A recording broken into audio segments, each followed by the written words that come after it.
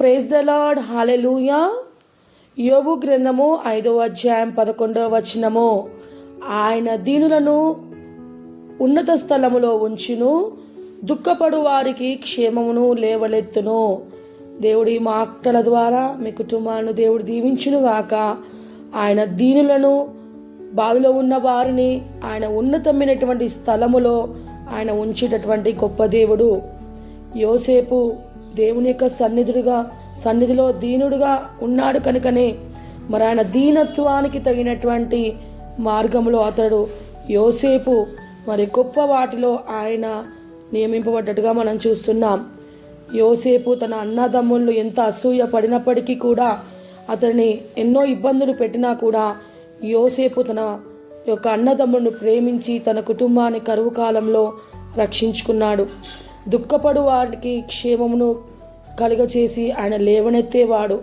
మరి దుఃఖపడు వారు ధన్యులు, వారు ఓదార్చబడుదురు.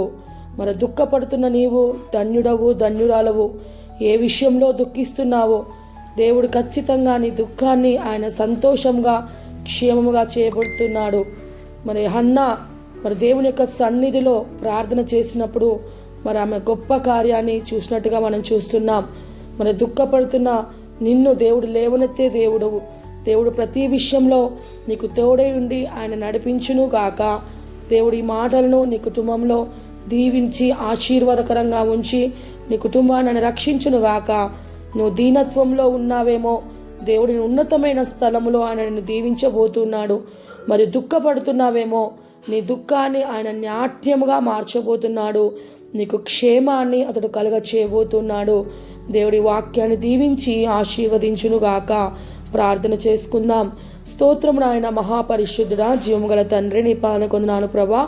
ఈ వాక్యమును దీవించండి, ఆశీర్వదించండి. మరి ఎవరైతే దీనులే నీ సన్నిధిలో ప్రార్థన చేస్తున్నారో వారికి ఉన్నతమైన స్థలంలో ఉంచుతాను వాగ్దానం చేశావు.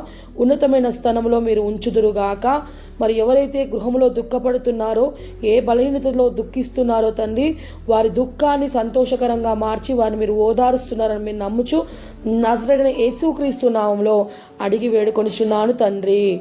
దేవుడు మిమ్మల్ని, మీ కుటుంబాన్ని దీవించి ఆశీర్వదించునుగాక. God bless you.